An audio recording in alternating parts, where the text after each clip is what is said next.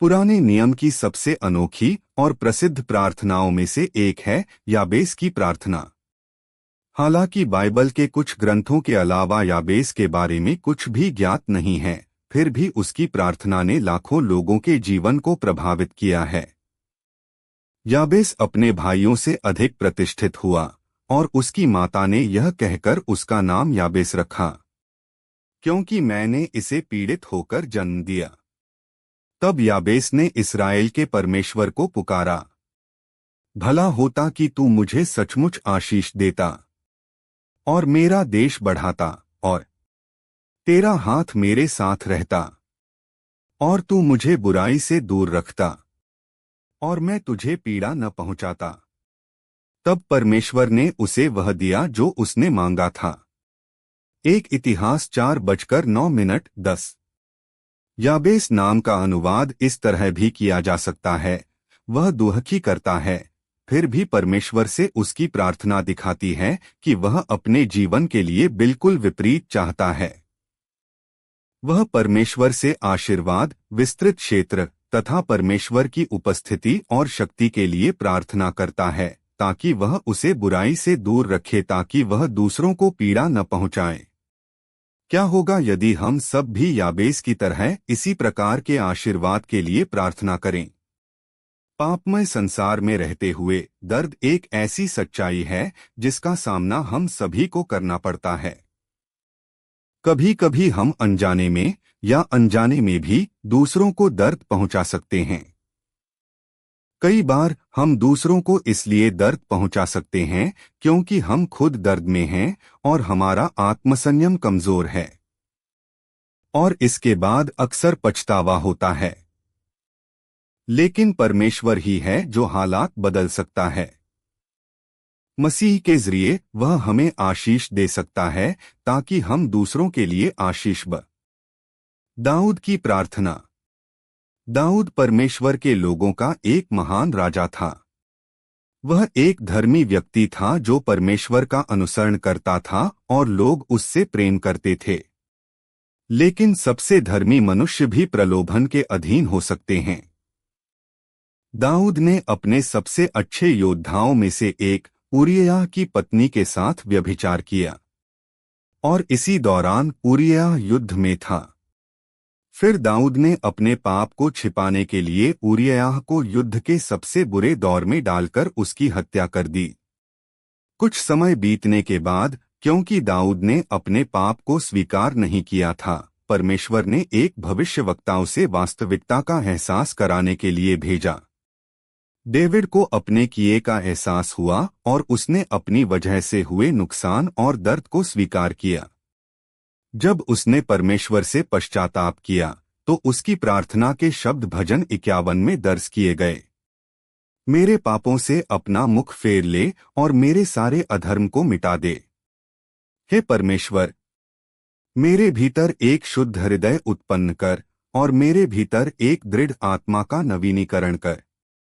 मुझे अपनी उपस्थिति से दूर न कर और अपनी पवित्र आत्मा को मुझसे न छीन। मुझे अपने उद्धार का आनंद लौटा दे और मुझे एक तत्पर आत्मा से सहारा दे। तब मैं अपराधियों को तेरे मार्ग सिखाऊंगा और पापी तेरी ओर फिरेंगे। भजन संहिता 51:9-13। कभी कभी पाप का अपराध बोध हमें दबा देता है। कभी कभी शर्म हमारे मन पर हावी होने की कोशिश करती है। कभी कभी तो हमें परमेश्वर से प्रार्थना करने में भी शर्म आती है। दाऊद की प्रार्थना का परमेश्वर द्वारा दिया गया दयापूर्ण उत्तर वही दयापूर्ण उत्तर है जो आज हम भी उससे प्राप्त कर सकते हैं। बाइबल 1 यूहन्ना 1:9 में पाप की क्षमा के बारे में हर बात और हर व्यक्ति के लिए परमेश्वर का उत्तर प्रदान करती है। यदि हम अपने पापों को स्वीकार करते हैं तो वह हमारे पापों को क्षमा करने और हमें सभी अधर्म से शुद्ध करने के लिए विश्वासयोग्य और धर्मी है। NKJV। जब परमेश्वर की क्षमा की बात आती है तो इससे कोई फर्क नहीं पड़ता कि हमने क्या किया है। महत्वपूर्ण बात यह है कि हम ईश्वर से सच्चे मन से प्रार्थना करते हैं, हालात बदलने के लिए उससे मदद मांगें। कर संग्रहकर्ता की प्रार्थना। हमारे प्रार्थना जीवन के लिए सबसे महत्वपूर्ण सबक जो हम सीख सकते हैं वह है कर संग्रहकर्ता की प्रार्थना।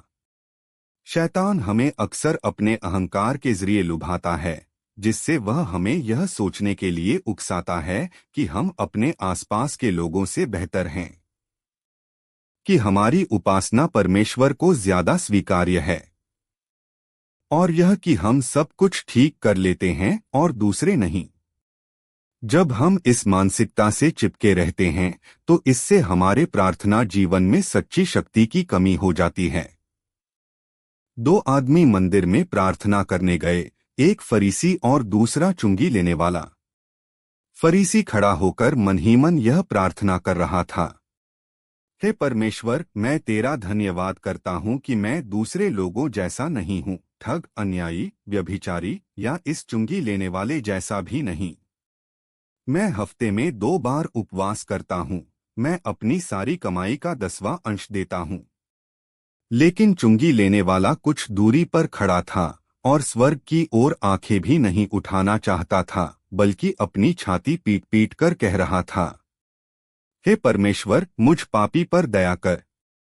मैं तुमसे कहता हूँ वह दूसरा नहीं बल्कि यही मनुष्य धर्मी ठहराया जाकर अपने घर गया, क्योंकि जो कोई अपने आप को बड़ा बनाएगा वह छोटा किया जाएगा, और जो अपने आप को छोटा बनाएगा वह बड़ा किया जाएगा। लूका 18:10-14। इस प्रार्थना का सरल सबक क्या है? अगर हम ईश्वर से सच्चा जुड़ाव चाहते हैं तो हमें अपनी टूटन का एहसास होना चाहिए। उसे छिपाना नहीं चाहिए या यह दिखावा नहीं करना चाहिए कि वह है ही नहीं। चंगाई हमारी टूटन को स्वीकार करने और परमेश्वर की कृपा पर दृढ़ भरोसा रखने से शुरू होती है। अच्छी खबर यह है कि जब हम कुछ भी छिपाए बिना रहते हैं तो हम ईश्वर से पूरी तरह जुड़ सकते हैं। अगर प्रार्थना के दौरान हम अपना कोई हिस्सा ईश्वर को नहीं दिखाते तो हम पूरी तरह कैसे जुड़ सकते हैं?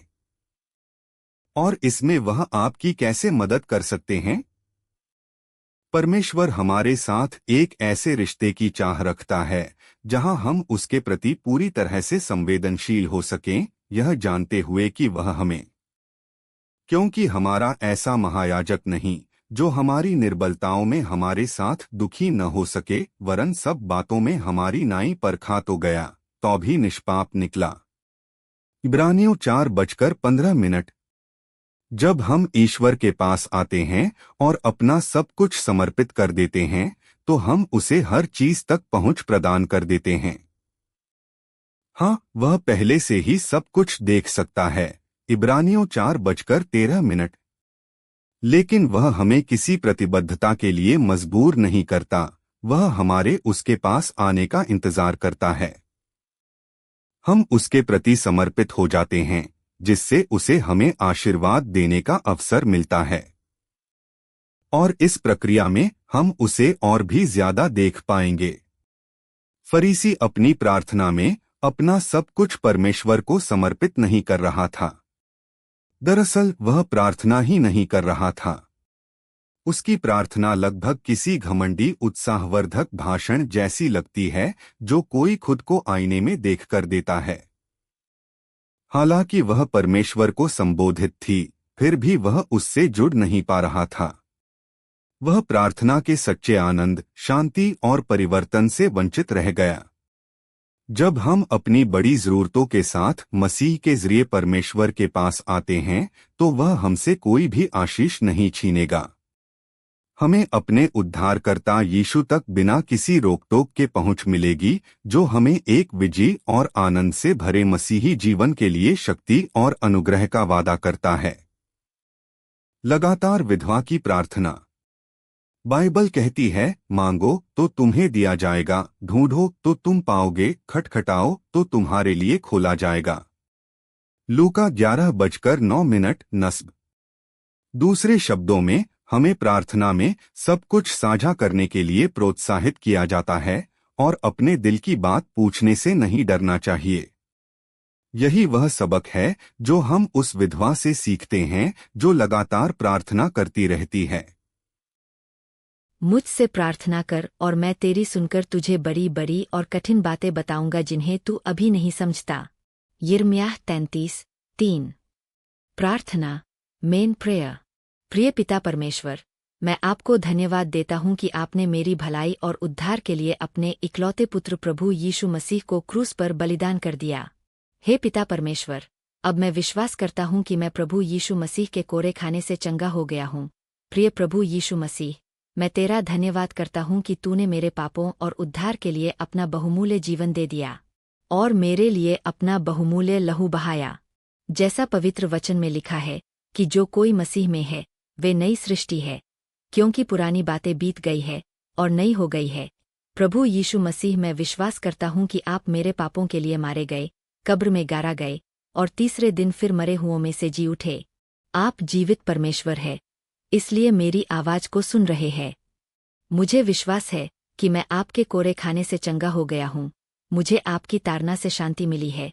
मुझे विश्वास है कि हर बीमारी, चिंता, दुख और हर तरह की शैतानी शक्ति ने मुझे छोड़ दिया है और मैं पवित्र आत्मा से भर गया हूं।